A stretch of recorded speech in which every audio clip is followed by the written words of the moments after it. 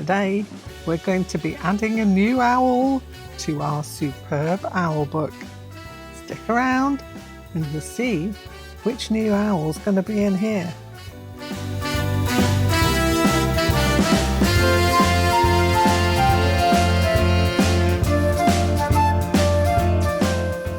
Hello and welcome back to a Cookie Corner of YouTube. You are seeing the tidiest part of my studio desk. It is, well, an abomination is too nice a word for it. It is covered in all kinds of things. I have been super busy doing lots and lots of different things. And so, yeah, it is bonkers. So you get the nice, clean, square foot of my desk.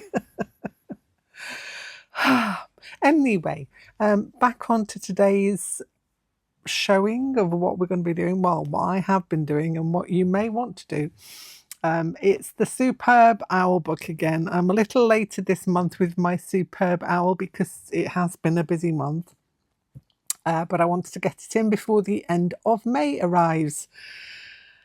And then we'll be on to another owl. Now, talking about that, you can see the thickness of this, and I have still got six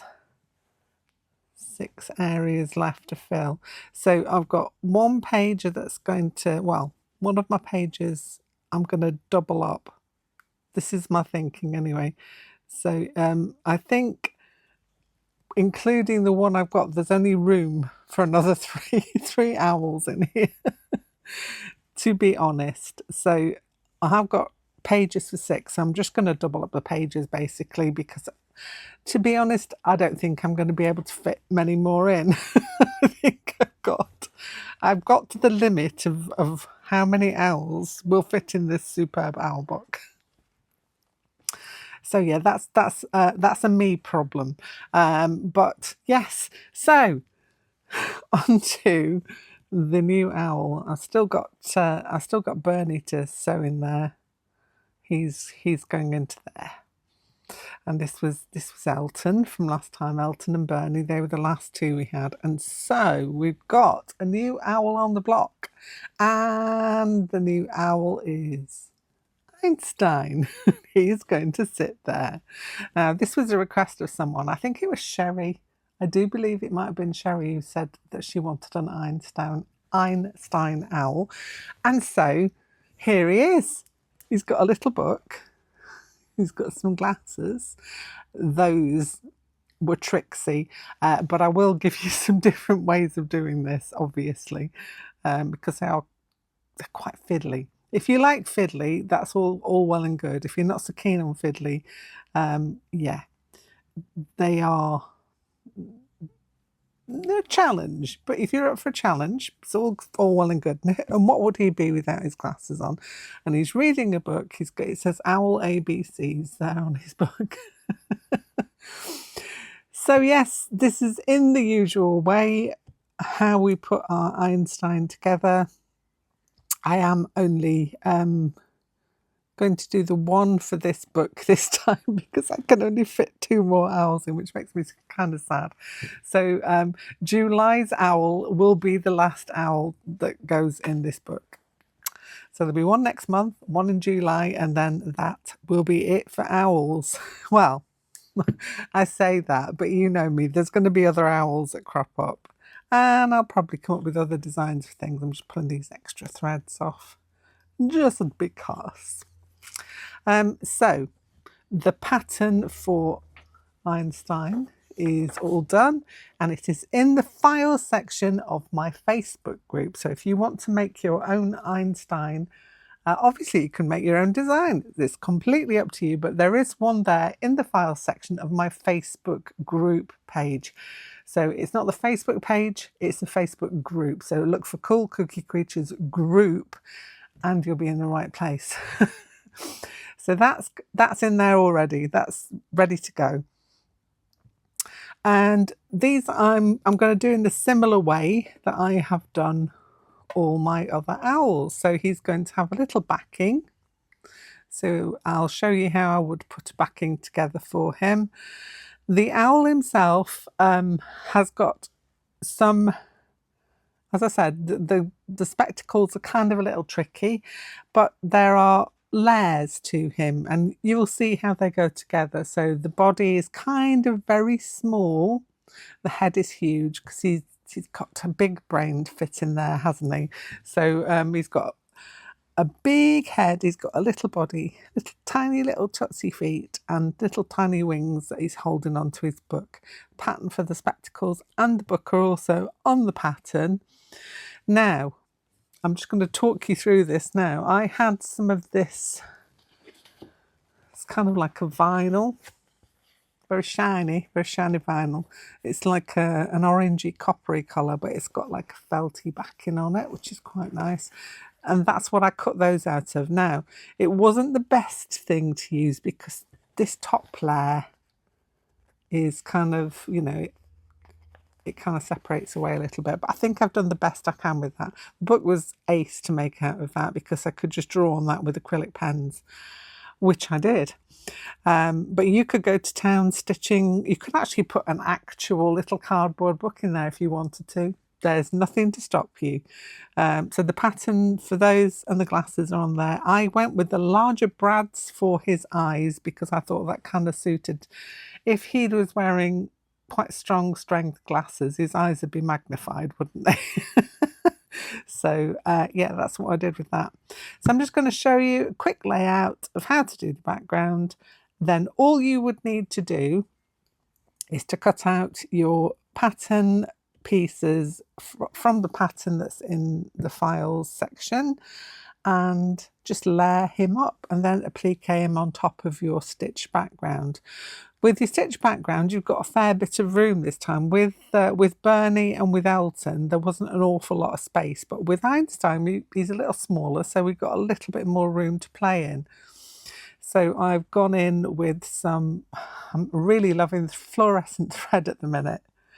I'll show you something actually in a moment, but yeah.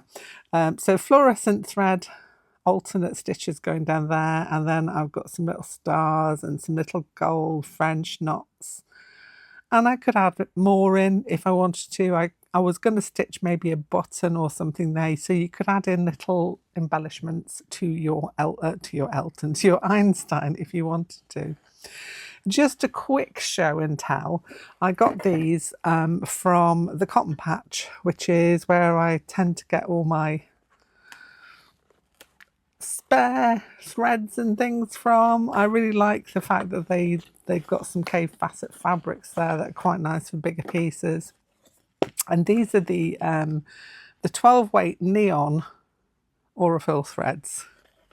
Look at those beauties. Look at those. So you get a pink.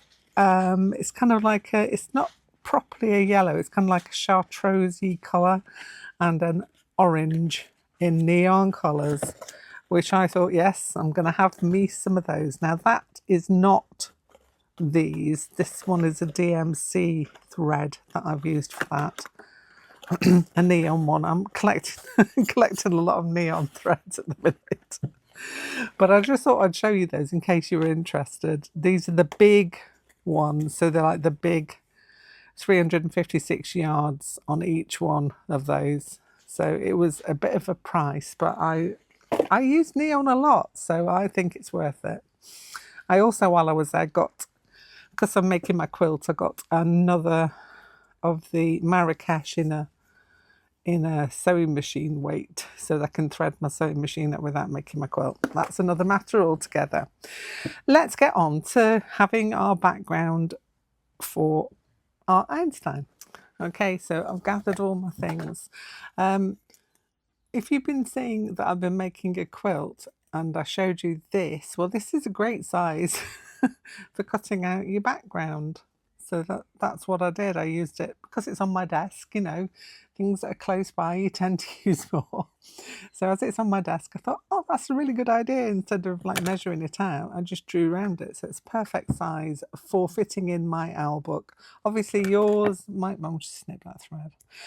Yours might be a different size. You are happy, well, I'm happy for you to resize the pattern to whatever you want it to be. So for whatever you're making. Anyway, if you are doing an owl for your owl book. Let's move him out of the way for a second. I could bring him back perhaps so you can see him.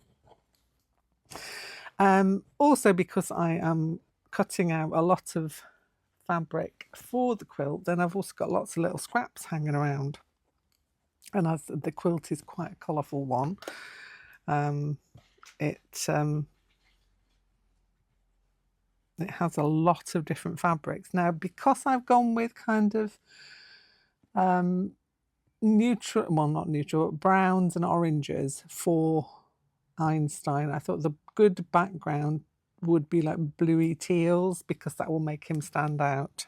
So I've got all these little bits here I'm just going to play around with. So let's have a look. I want to try and make it a little different to the one I did previously. Ooh, I quite like that idea of having a little hill for him to sit on. It's pretty cool. In which case I wouldn't need all of that, so I could just trim some of that off. So, and then that's going to go up in the top corner there. The little hill will go there, and I just need another fabric now. I did use a plain linen piece that I had hanging around, but I guess that was the last of that. That's all I had left. I've got things falling on me now. Goodbye, things. So I think that would work quite well. I'll just bring my applique pins in. So I've got these scraps from that, and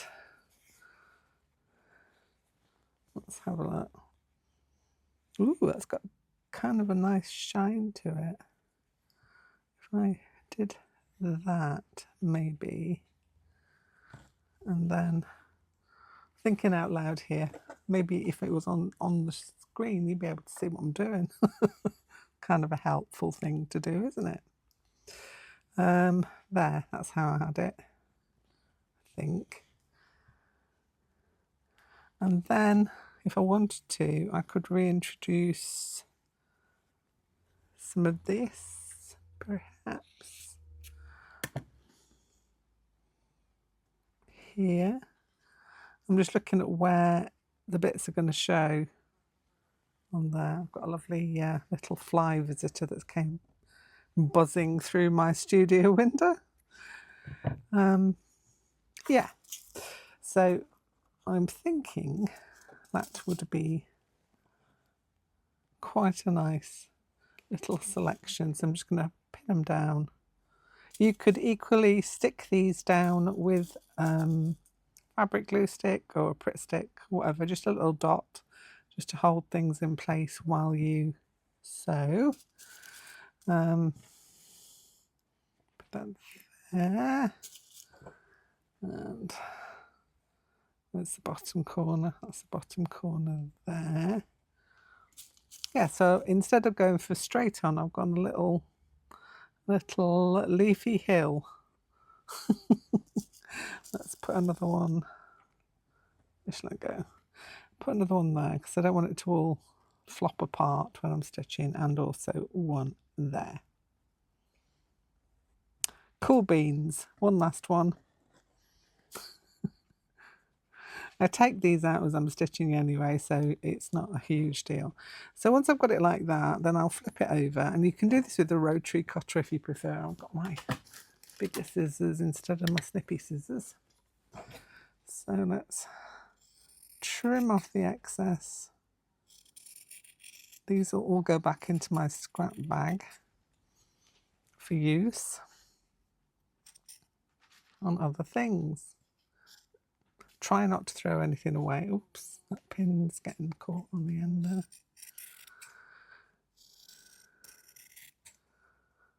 And just trimming it down. That one went a bit astray. And trim this top bit a little too. There we go. So now we've got a background that we can stitch into. If this is not your first rodeo, you'll know what happens next.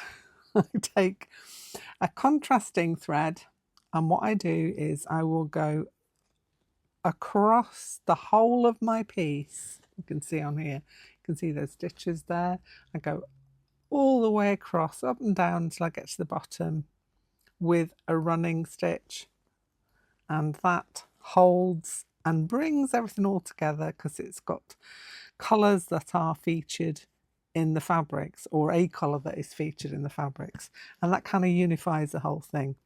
The next thing I will do is to pick some other threads out and just stitch down any edges that are raw.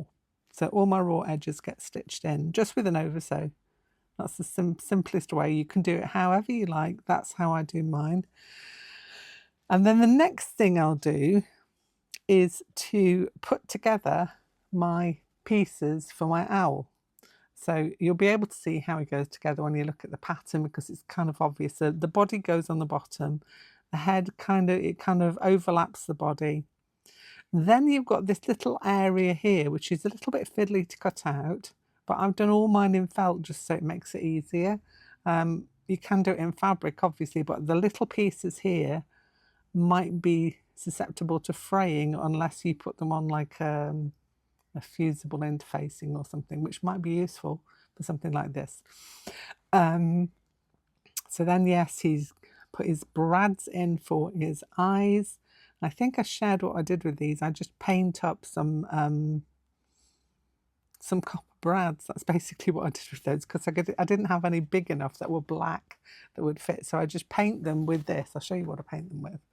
It's the Humbrol enamel that you use for painting models. It's a tiny little tin, but it paints a load of these little eyes. So I go through an eye painting session once in a while. So then, yeah, once that's all done, he gets put on and stitched around. So you can see he's got tiny little stitches there just holding him down. For the feet, I kind of just used a little bit of glue to put him to the book, and then just stitched his feet down at the bottom.